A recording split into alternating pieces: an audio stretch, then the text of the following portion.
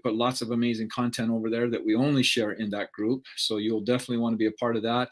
Hey, everybody, I'm glad you're here. Thank you for this conversation. We are going to be talking about something tonight that is going to set a lot of things, in a perspective. We'll just call it that way.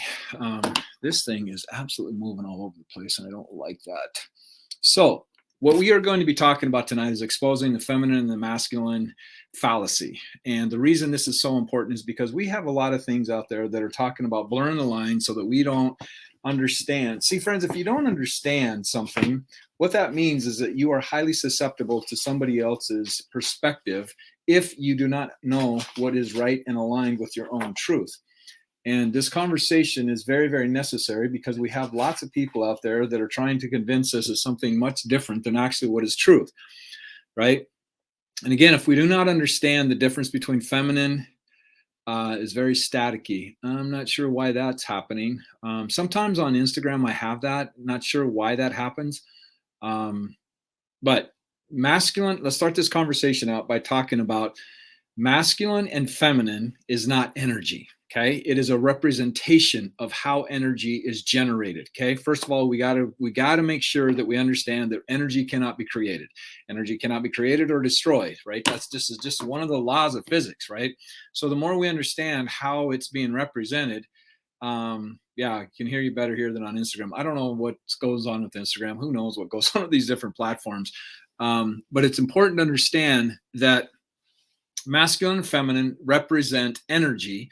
And if you understand the polarity of that energy, then you understand how it can be generated. Okay. We cannot create energy. We can generate energy, right?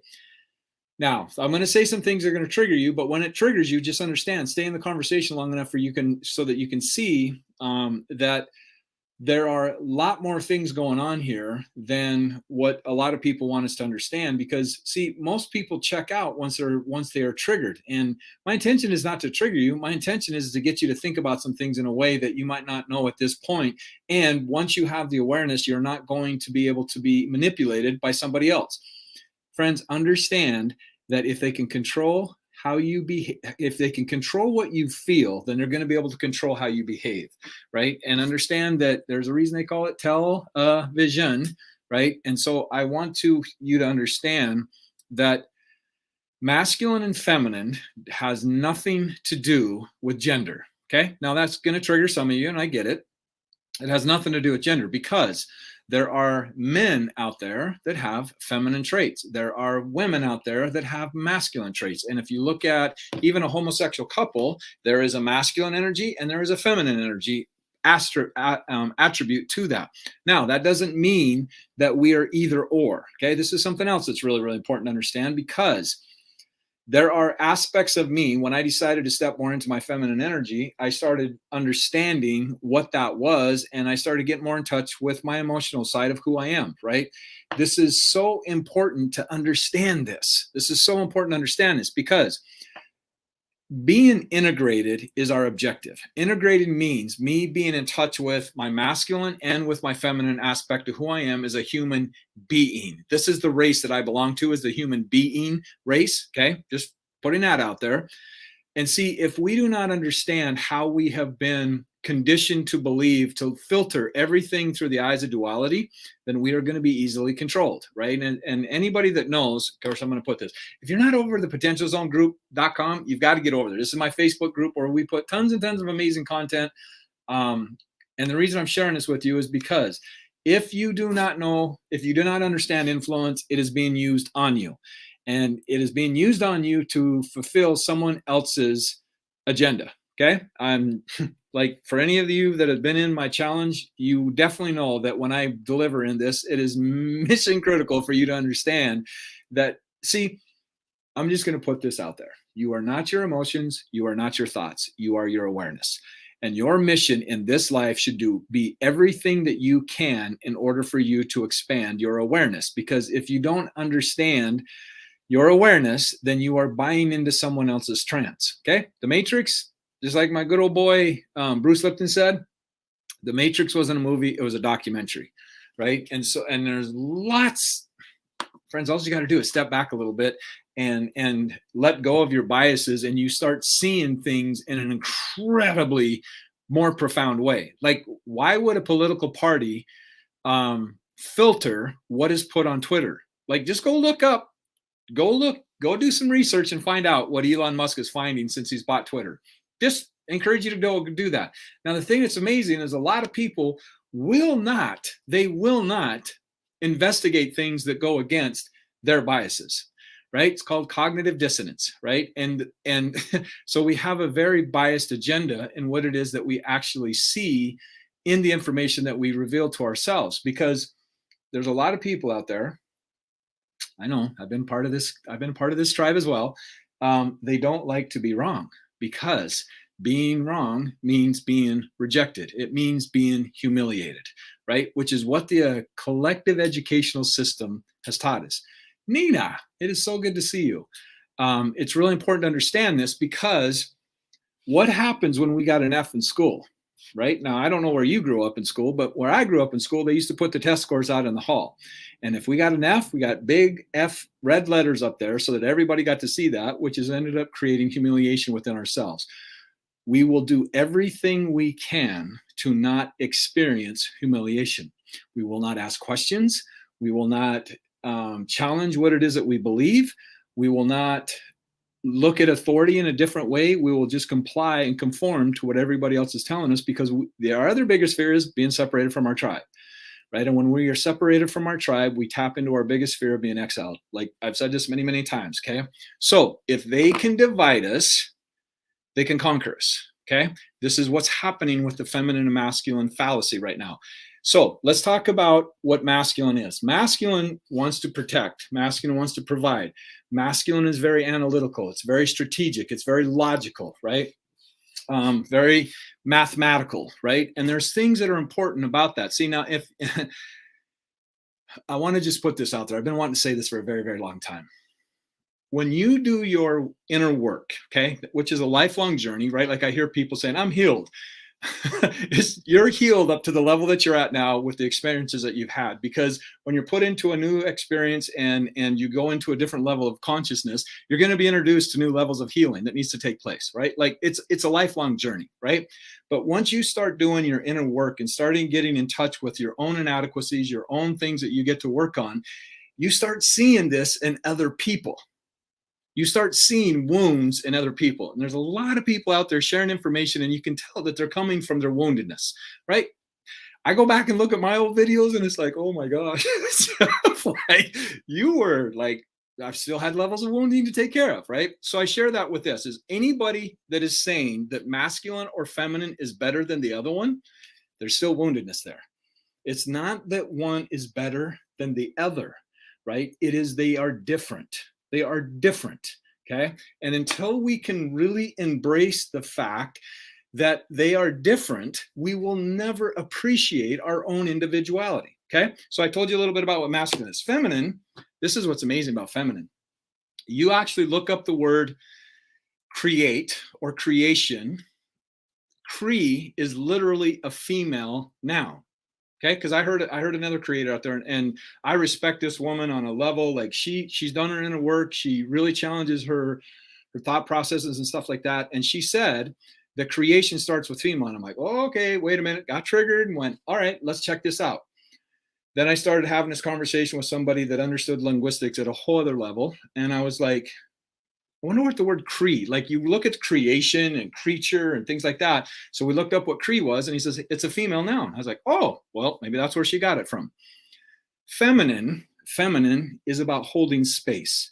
Feminine is, so think about the guy builds the house. The feminine creates, okay, I said guy, but again, it's not based on gender. But the feminine energy wants to create space. Feminine is about nurturing. It's about compassion. It's about acceptance, right? So if you look at, I didn't bring one in here, and I was going to, but we can do it like this. This will represent it. So if you look at a battery, this is super important. Again, it's not at feminine or masculine energy. It's representations of energy. The more you can understand this, then you understand that in order for energy to circulate, it has to be a closed circuit, right? So if you look at yin and yang, yin being the feminine energy, yang being the masculine energy, right? So if you look at this as a battery, right? A battery has a tab on the outside like this, and it has a flat side on this side, right? Well, if we look at it representation like that, obviously the masculine side has the positive side, the feminine has the flat side. But here's what's important. In order for that circuitry to have emotion or has energy running through it, this is so important to understand. Where does the energy come into? Where does the energy come into? The energy flows into the negative side. Oh, I didn't say. Masculine represents positive side, feminine represents the negative side. Okay? The energy flows in to the negative side. Isn't that interesting? So, I've always said this from long, long time, that feminine can make masculine feel bulletproof. Okay? But most masculine has these issues with control and things like that because it's outside of what they can control, right? Like feminine is about flow. They're emotional. Men are more logical. Again, I said it again, but predominantly masculine is men, feminine is female, predominantly, right? So when a masculine doesn't understand how feminine flows and they start going into spaces that masculine's not aware of, they freak out because they're not as emotional as feminine is. So what masculine does is it wants to solve it. It wants to control it. It wants to shut it down because you are exceeding the bandwidth of what masculine is capable of handling. Okay. They want to fix it. They want to come up with a solution. They want to build something. Feminine just wants to flow. Feminine just wants to be in the essence, right? Feminine is all about manifestation. Feminine is about so think of a house. Again, if you have the feminine being the house, the masculine is what plugs into the outlets. The masculine would be more of the appliance. Both of them are contingent upon one another. Okay, both of them are contingent upon one another. They complement each other. It is a complementary energy. Okay, so that's why I say it. Divine. Okay, so here's another aspect that nobody's talking about that I think is absolutely mission critical to start talking about this, and that is this. There is shadow, masculine, and shadow feminine, and there is divine. Some people can call it light. I call it divine. Shadow or divine feminine and divine masculine. So here's some clues on this. Shadow masculine is tyrannical. It will go in there and blow stuff up. It will go in there and call blitzkrieg, right? It just destroys stuff, right? That's shadow masculine. Shadow feminine is more insidious. So you think of a concentration camp, it'll just slowly suck the life out of you, right? I grew up with a shadow feminine, devouring mother archetype, right? Like I've said it many times, my mom would have sold my soul if she would have made money on it, okay? Now, done lots of healing around that, stuff like that. But my dad was the one that was acting completely out of control. And he's the one that got blamed for all of our issues because it's very obvious. The conversation that a lot of people are not having is shadow feminine, right? And again, because we'll be real here. Patriarchy has got us to where we're at. And there's tons of woundedness in that without a doubt, right? Because men are wounded, right? And they control and do the things that they've done. But if you go back even further, okay, we're going to get real here. We're going to get really real here. Feminine started in horticulture. So you think about a garden hoe, right? Like women dominated the workforce back then. Like I haven't researched enough to find out what the men were doing, but they were probably getting wasted on drugs or something. I don't know what they were doing, right? They were out hunting and doing the thing that they needed to do, but the woman is the one that controlled the workforce. Okay. Then as we started to evolve, we started having equipment that got bigger. So that's when the agrarian age started. This is when men started to dominate the workforce. Okay. Because they needed the strengths of the backs of men. Okay. Then women didn't control the workforce anymore. So guess who got control of the perception of what everything else was going on, right? The one that controls the workforce is the one that controls the narrative. What I said there is hugely, hugely important, my friend. In the narrative, in spiritually, what is possible, like all kinds of different things. So we are in a phase right now where men have lost their identity because technology has replaced their backs, okay? And a lot of women that are coming into the workforce are very masculine, right? They had to be in order to get where they're at. But see, for me, feminine is more from the heart, right? Now there's all kinds of science that backs this up, of where the heart is way more powerful than the mind. Well, the brain, we'll talk it that way, because the mind is the body, right? I encourage all of you, I encourage every single person watching this to go watch the movie Power of the Heart. Power of the Heart was like totally liberating to me on a level that was just like, oh my gosh, this is amazing, amazing information. Because tapping into your heart, again, tapping into each energy, for me, like I made a decision 5, 6 years ago to tap into my feminine part of it, as I mentioned. And when I did, oh my gosh, like I just I had an opportunity here about 6 weeks ago, in a month is I've been doing this I started out about 2 months ago, and then went about 6 weeks ago, 5 weeks ago, and I tapped into feminine energy into me that took me, like, opened up a world for me that it overwhelmed me. It literally overwhelmed me in what I was experiencing. But in going through that, as it integrated, I started understanding things at a completely different level, right? But if we are going to judge and resist the energies, it is going to persist, and it's going to cause us lots of frustration. Now, I am one that doesn't look at frustration as a negative thing, because frustration is literally our neurology is searching to understand something, right? And so going down this path, I remember somebody telling me, Jeff, you are super sensitive. And when I first heard that the first time, I literally wanted to turn inside out, because I have spent my life not wanting to be sensitive. Because for me, what sensitivity meant is I get my feelings hurt easy. But today I understand that sensitivity, and somebody shared it with me, Nina shared this with me, is that sensitivity is power under self-control. It's strength under self-control. And literally understanding that at a different level has supported me in having awareness that I was not able to have before. So what we all want to strive for is being integrated. We want to integrate our masculine, and we want to integrate our feminine, and respect the differences, the polarity, right? And see, we have all been so conditioned to look through the eyes of duality, and we will never raise consciousness looking through the eyes of duality. We have to understand things through a polarity, right? Like having masculine on one side and having feminine on the other side. And we are somewhere in there in different contexts, right? Like there's some women that can be more masculine at work, and that's how they have to show up in the workplace, but yet they can come home and be their feminine and be nurturing and things like that. And understand this is this is a conversation that is so needed, because there are women out there, and women, I say this with all the respect in the world, I have coached thousands and thousands of men. I've coached thousands of men, and this has been part of my journey. A feminine will never be able to teach masculine how to be masculine. And I say that with all the love and the respect. It's not that you're not doing your best. I understand that you are, right? But it's also understanding. That was a 72 Camaro, Jeff. What was a 72 Camaro? I don't know what you're talking about, Andre. Is understanding that it's estrogen and testosterone. Let's just break it down in biology or molecularly.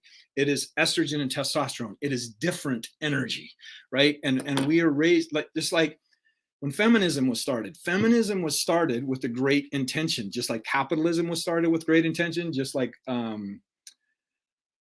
the labor union was created with great intentions. But see, greed and ego and all these things get into it, and it gets corrupted, right? Like I've seen the labor union take out entire businesses because they sucked all the profit out of it, right? Again, it's understanding what our intentions are when we are creating things. Patriarchy, men have created lots and lots of issues without a doubt, right? And like I get it, right? And the thing that is happening to our country, our world, is that fatherless homes are becoming the new norm, right? And out of that this is my mission, is to get men to understand that to be a man means to take 100% responsibility. It does not mean take on all the responsibility. It means take 100% responsibility for who you are and how you show up, right? To lead courageously. That means looking at the areas that hold you back and stepping into that, right? Be clear about what you are committed to, right? Because, and this is so important, we don't get what we want, we get what we're committed to.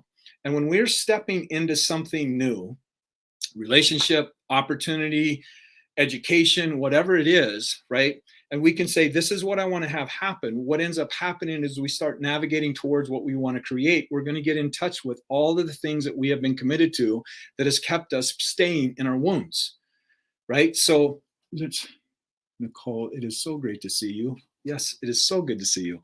So being able to understand what is it that you have been committed to that is keeping you from stepping into your greatness, right? Because these are where our wounds are. These are where our opportunities show up, right? And for me, feeling been one of the not feeling has been one of the areas that I've been committed to for a big part of my life. And when I started going, to me, it takes a whole lot more courage to go into your shadow than it does to face anything else in this world. Like going into your shadow, that takes, I don't know if I can say this or not, but I'm going to say it. It takes some huevos, right? Like it takes some courage to go into your shadow. And it really takes having an environment that supports you to be able to do that. Because love, I didn't like hearing this, but it is so true. There is nothing that brings up the shadow more than love.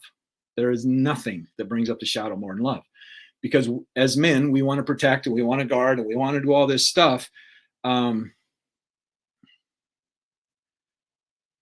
Oh, got it. Thank you, brother. Yes, absolutely. That was a 72 Camaro for Jeff. Absolutely, Andre. He's talking about a car accident that I had where I flipped a 72 Camaro end over end and almost ended my life and my sister's life. That was a wake-up call for me. So yeah, and pain is a great motivator to get you to change. Pain is one of the greatest motivators to get us to change. But also knowing, having the awareness, having the environment and things like that allow us to be able to question the things that we believe, right? Friends, again, it's not what to believe. If there's one thing that I want you to get of all the teachings that I do, it is not what to believe. It is how to believe. It is how to believe. And most of the beliefs that we have been conditioned by somebody else. So I always ask this question, who is really running your life? Who is really running your life? Where did you get these beliefs and when did you decide? And most of the beliefs that we have taken on, that we have been conditioned, is we took on because we want to be accepted and appreciated and we wanted to have a tribe. And see, so many of us we hang on to beliefs that keep us entangled into a tribe, and we've never even asked ourselves a question: is this tribe aligned with where it is that I want to go? Is this tribe stepping out and challenging what it is that they believe and expanding and accelerating all the time? Or is this tribe alienating us from everybody else? Right? Like, go look up spiral dynamics and really get in touch with the pluralist level, because that's where we're at right now. This is why we've had the most tumultuous election last year. It's not the candidates. Understand, friends, we as a collective have created those candidates. It doesn't matter whether you're red or blue. The thing that's important to understand about all this, and this goes back to masculine and feminine, the red and the blue is attached to the same bird. It's attached to the same bird, right? And when we had 9/11, everything changed. Everything changed. We were no longer separate. We had to come together. And this is what pain and tragedy will do, is it brings us together as a collective. But we don't have to wait for that to happen in order for us to get there. Okay. So I appreciate all of you being here. And again, if you haven't signed up for my ROI Accelerator Challenge, that guy that just said that, just back up what he said. ROI Accelerator Challenge, right? Go to the ROIAcceleratorChallenge.com. Be a part of the community that we're over there. There's people that are creating things that are absolutely amazing. There are people that are really understanding how important their story is. Because see, friends, understand the greatest investment you have ever made, whether you recognize it or not, is your story. You are living your story every single nanosecond of your life. It is the greatest asset you have, right? And I show you how to take that to impact other people's lives and literally be able to design and create something that is aligned with who you truly are, rather than, think about this. What are the two biggest things, the two biggest choices that we make in our life? Well, there's another one, but I'm going to go with these two. Two biggest choices that we spend in our lives. Where do we spend more energy in these two areas than any other area of our life? What is it we do for a career? I heard this from, I can't remember, Amy Grant. Amy Grant said this in an interview. What we do for a career and who we choose as a life partner. These are the things that we put more energy in than anything else. How much energy do you put around deciding who am I aligned with? What is it that I really want to create? What sets my soul on fire? These are questions that I think everybody should be obsessing over, right? Because it means everything. It determines the quality of your life. And I'll end with this. When you look at the movie Titanic, at the end of that movie, there was like the most epic scene I think that I've seen in any other movie. And that was, think about Rose was her name, right? Jack was the outlaw, the criminal, showed her how to have a good time, how to dance on tables, how to live life, how to do all the things that she never got the opportunity to do, and living a life of prim and proper and etiquette. And this is what we do and say and act this way. You don't step out of the box, right? And Jack comes along and just disrupts her whole life, right? And at the end of that movie, it shows her after she passed, and they're panning her room. And in that panning that room, it shows all of the photographs of all the adventures that Rose created as a result of the disruption that Jack caused in her life, right? Every intention sets into motion a disruption. Okay. So understand this, just know this is where you're going. So I want to do all I can to support you in making your life go after what it is that you truly want to create. Because friends, understand your attention, what you focus on, you are literally giving life to. So what are you giving life to? The things that support you and elevate you and make you feel like you're adding amazing things to this world? Or are you giving your attention to what somebody else wants you to believe in and sucking the life out of you? Okay. So if you haven't joined my ROI Accelerator Challenge, I encourage you to do so. It will change your life. And until next time, my friend, as always, be blessed and live like your life depends on it, because it does. Much love to everybody, and I appreciate you spending your valuable time with me. And until next time,